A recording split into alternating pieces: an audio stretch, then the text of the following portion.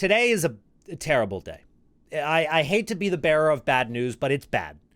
Things just don't add up. I've done the math. This could be one of the bleakest, most tragic days in footballing history. I'll show you the numbers and you can see for yourself, because Fabrizio Romano tweets 65 times a day on average. And if you tweet 65 times a day on average, you're going to get a rate of 2.7 tweets per hour. At the rate of 2.7 tweets per hour, considering that there's 60 minutes in an hour, you're going to get a tweet every 22.2 minutes. And Fabrizio Romano has not given us an update on any of our favorite transfer news in over 90 minutes. So it's safe to assume, as a footballing community, he's dead. So pour one out for Fabrizio Romano. R.I.P. Fab in the comments. He's gone but never forgotten. But today I'm going to talk about two clubs, both of which competing in Champions League this season. So depth is going to be a main topic of today's video. Providing depth for these teams is going to be very important. One of the teams I may be a little bit more biased on. So bear with me. It could get emotional. I might cry because we have to talk about Marco Reus leaving the club, which is one of the most difficult things I've ever had to go through. I mean, up there with Steve from Blue's Clues leaving, this is just heartbreaking, and I'm still not over it. But either way, one thing I do want to point your eyes to is the fact that Dortmund have spent 18 million euros on transfers, more than what they've sold, which is a crazy, crazy thing for Dortmund. I know our club are some penny pinchers. There is no doubt about it. And oftentimes you're going to see this number is in the green because of all of the talent that we foster, we give Champions League experience, we put in the limelight, and then we sell to clubs who are able to afford to give them higher wages and can give us millions of euros for that transfer. We've seen it happen with Ousmane Dembele. We saw it happen with Jadon Sancho, Erling Haaland, Christian Pulisic. I could go on and on and on. But this year we're spending more, and we don't really have a young star that we're selling off because that young star, who we'll talk about later, was on loan. But we are selling a couple of players like Niklas Füllkrug, who's off to West Ham now. We talked about West Ham a couple of videos ago if you want to check that out. But 27 million. That's not a bad transfer fee. And Füllkrug is very good. I was honestly hoping Dortmund would keep him, even though we did sign a new striker. I'm not exactly sure what the new manager, Nuri Sahin, is going to use in terms of a system.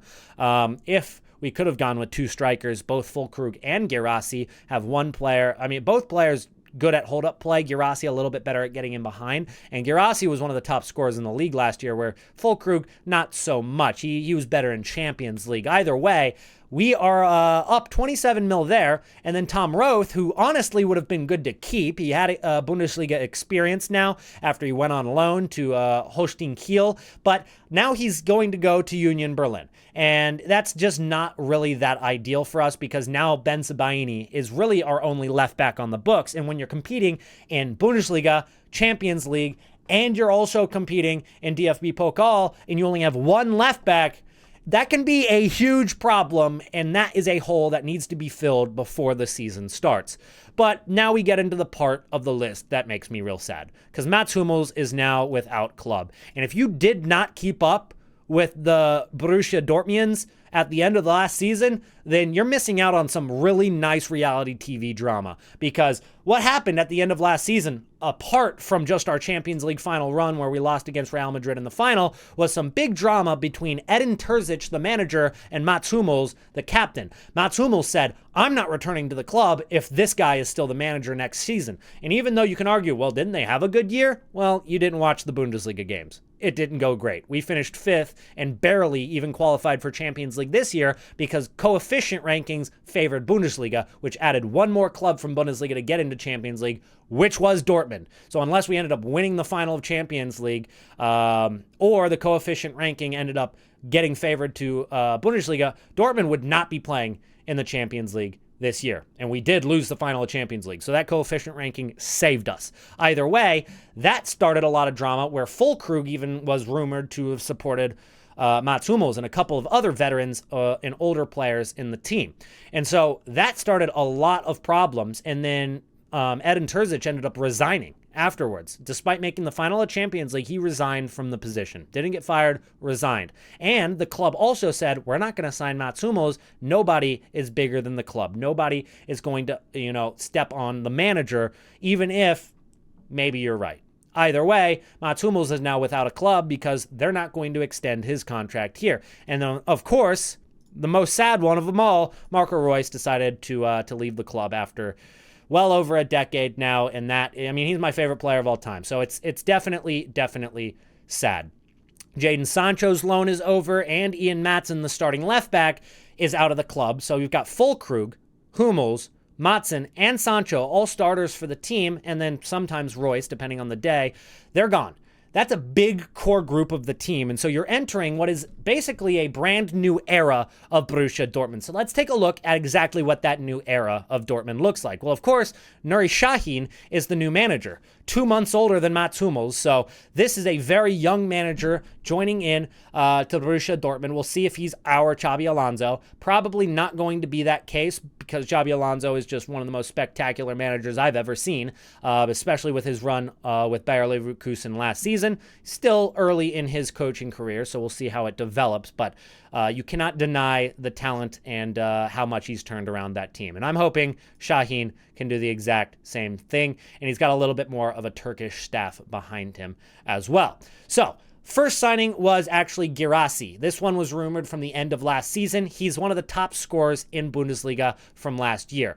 Bundesliga top scorer last year was, of course, Harry Kane, which I unfortunately cannot clown on him right now because we're talking about goals and not trophies. But Serhou Guirassy had 28 goals last season, which is over double of the top scorer for Borussia Dortmund, which was Malen, and Füllkrug only had 12. So you could say that this is an upgrade, both in terms of talent, but also in terms of money, because you got this signing for 18 million euros and you sold Füllkrug for 27 million, which is a profit of 9 million and a profit of 15 goals. So not a terrible signing at all, but it's evident that Sahin didn't want to go with two strikers. And so he's got Guirassy on the books now and no longer Füllkrug. I think it would have been cool to have a two-striker system and try them both out, but this'll work. And now that we've lost Mats Hummels, we need a replacement for that. And Waldemar Anton is honestly the most like-for-like replacement you could have gotten for that spot, because Anton has all of the qualities that Hummels has. You could argue Hummels is better, definitely not faster, but better overall, but Anton has all of those same qualities. He's a right-footed center back who's great at standing and slide tackles, and he has great distribution, especially in the air, which is exactly what Mats Hummels was known for. In fact, Borussia Dortmund nicknamed Mats Hummels the quarterback of Dortmund. And so that is saying a lot, and Waldemar Anton is very good at that exact same thing. He loves a switch ball to that left winger, and he also is very good at clipping the ball over the top, and a lot of times he's looking for Guirassy, which is exactly the same partnership he's going to have looking for that target striker. Pascal Gross also makes a transfer from Brighton into Dortmund. Only 7 million, and especially with all of the upside that Gross has given to Brighton, this is a very positive transfer. And even if he doesn't end up working out spectacularly, it is only 7 million euro. And we do need some depth in the midfield, so it's not a bad pickup at all. Now, let's go ahead and talk about some of the loan players, because this is going to be probably the big issue with Dortmund over the course of, well, the last transfer window, the current one, and the next one, because Jan Kodo is on loan from Manchester City. And despite the fact that we talked about how Dortmund are so good at selling these young players for more, if they get them on loan, they don't get any of that money. And we saw it with Hakimi. Hakimi transferred from Real Madrid to Dortmund, and he ended up getting the UCL experience, getting shown into the limelight, and then was in the conversation for best fullback in the world, and he still honestly is. But Dortmund did not get a share in any of that. Despite the fact that Hakimi really didn't play for Real Madrid, he was sold by Real Madrid for so much more than what they got him for, because that loan was so successful. Players will go on loan to Dortmund from these big clubs because those clubs know that Dortmund are going to need to use these players, on top of the fact that they often play very well at Borussia Dortmund, and they make good UCL runs. They play against great teams in Bundesliga. It's like the perfect spot to send your player on loan. And so Hakimi gets that move from Real Madrid a couple years ago, and now we saw it with Ian Maatsen. Ian Maatsen made a move from Dortmund, or made a move from Chelsea to Aston Villa, who we're going to talk about in a second. But that transfer was so expensive, and yet Dortmund see none of that money, which is why we're not seeing a ton of income come in this season. We have no Pulisic, no Ousmane Dembele, no Haaland, no Jadon Sancho that we're making a ton of money from, where we're used to that. We are used to getting that income so that we can spend it elsewhere, and we're just not seeing it. So where is that money coming from? Where is this 18 million euros coming from? Well, it actually comes from the Champions League final, because there was a clause in Jude Bellingham's contract that said that if Jude Bellingham ended up winning the Champions League with Real Madrid in his first 6 seasons, they would have to pay Dortmund another 5 million euros. And if Jude Bellingham ended up making it into the team of the tournament, they would have to spend another 2 million, which is 7 million euros that Dortmund get just from Jude Bellingham's clause from last year going to Real Madrid. But there's another 12 million that they get for the runners-up trophy, right? So they get 12 million for being runners-up in Champions League from UEFA. They get 7 million from Madrid. That's 19 million.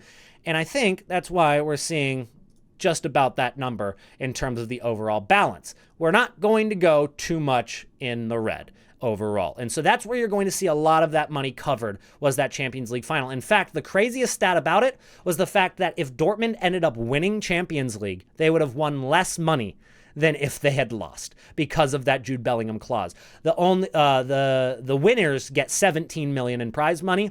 The losers get 12 million, but because we got 12 million plus that 7 million, if Real Madrid ended up winning, we actually got more money. And so you could argue that's the reason why we lost, and we'll go with that. Either way, we just talked about how Ian Maatsen made a transfer from Chelsea to Aston Villa, which is exactly the team I want to talk about to finish off today's video, and they are making huge moves. Now, if you aren't aware, Aston Villa actually are in Champions League now. They finished 4th in Premier League last season, a spectacular run under Unai Emery. Steven Gerrard, of course, he signed with Aston Villa and took them from 15th to 14th. Not a huge improvement. They sacked him, got Unai Emery, and now they are absolutely rolling. Emery, who obviously managed Arsenal a couple of years ago and got sacked, then went to La Liga, did very well. Now he's back in the Prem. Unai Emery is really proving himself to be one of the best managers in the world, and we're seeing it now with some of these transfers, but they are not holding back in terms of how much they spend. You can see that these numbers are a lot bigger overall. So they brought in Amadou Onana from Everton for 60 million euros, which is a big transfer, and I think that it's a good one. He might not be at the level that Rodri is, but he's going to be a presence because he's a big guy, he's a young player, he has a lot of upside, and they need some depth in that midfield, especially after losing Douglas Luiz. Douglas Luiz is a bit of a different player. He's more of an attacking-minded player, loves the ball on his foot. Amadou Onana is more so a player who's going to close those spaces down. He's going to win the ball and then give it to somebody else to distribute.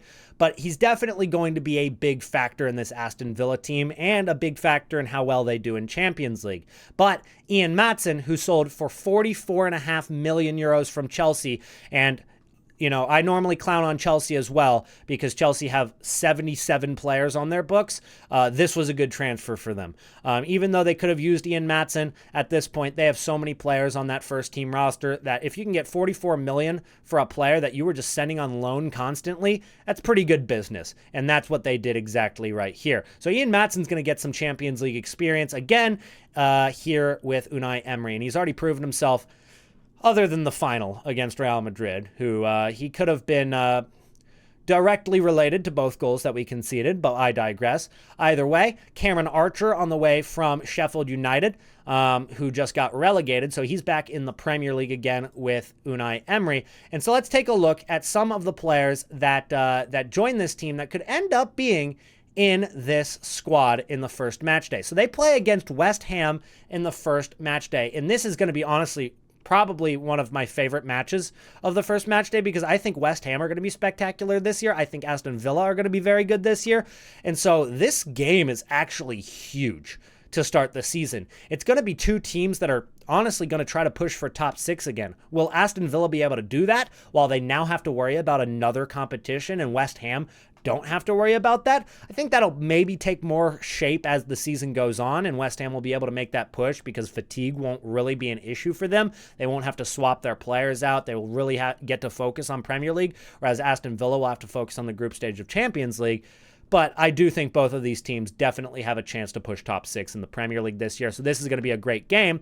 But Aston Villa also lost a couple of their players as well. We already talked about Douglas Luiz, and there's another player that was a huge, huge sale for them, which was Moussa Diaby. They got 60 million euros for Diaby. That is way too much that Al Ittihad paid for him, but it's evident that these Saudi teams just have the money, and that funds so much for them. That is a ridiculous price for Moussa Diaby, because Diaby, I think, only had 6 goals in the Premier League last season, and I'm pretty sure he played every single match for Aston Villa. It's not really that efficient. I mean, 6 goals in 38 games. He had a few assists too. I mean, it's not like he was useless. But if you can get 60 mil for that, I mean, you absolutely have to say yes to that. Douglas Luiz to Juventus for 51 mil. That's a lot of money as well. And then you've got a couple of smaller transfers. Irog Bunam, I don't know much about him. And then a couple of other smaller transfers, of course. And Felipe Coutinho, very, very sad story about Felipe Coutinho. The fact that he was one of the best players in the world in his final years for Liverpool, made a transfer to Barcelona, really didn't work out, kind of got forced to play out on the left where he was uncomfortable, and then got loaned out to Bayern. His best game under Barcelona was against Barcelona, where Bayern beat them 8-2. And now he's just sent on loan after loan after loan. He's off to Vasco da Gama in the Brazilian Serie A. Unfortunately, his career may be over. It just doesn't seem like it's on the up, and to be honest, he's sent out on loan and nobody's even talking about it. Felipe Coutinho is not a name that you see in the news anymore, and he's only 32 years old. It's a sad, sad story on how his career absolutely fell apart. And to be honest with you, I still remember the Europa League games and Champions League games that Liverpool had against Dortmund in the mid-2010s, and every single time Coutinho touched the ball, my butt clenched. I mean, it just, all the air sucked out of it. It was ridiculous. All right. I was so scared of that man. And now he is not a factor. He is not a factor. So that's the story of Coutinho. And that is exactly what Aston Villa are looking like. And it's honestly pretty dangerous going into this season. And the thing is, Unai Emery is motivated, and he is not done yet because Aston Villa are trying now to also sign Brian Cristante, which would be a really, really big signing as well. Not only that, but they're looking to try to get João Felix. And João Felix, we talked about in the Atletico Madrid video, he needs to go somewhere.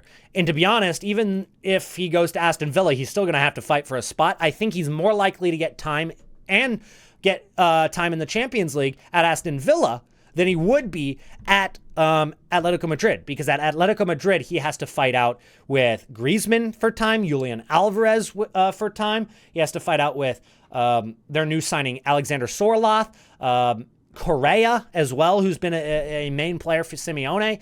He's just not going to get on the pitch. And so this would honestly not be a terrible, terrible move for him. And they're trying to hijack the Lukaku move as well. So obviously Napoli really, really want Lukaku, but Aston Villa are trying to get him. Give some depth to Ollie Watkins now that there's another competition. Ollie Watkins played just about every single match for them last season, but they don't really have too many options at striker, and that's exactly what they're trying to fill right there with some very, very good depth. But that's going to be it for today's video, a little bit longer, and if you made it to the end of the video, please let me know in the comments by typing the word pineapple, and subscribe to the channel because we need to hit 1,000 subscribers so that we can unlock monetization on this channel, and that would be awesome. All right, I'll see you in the next one. Bye.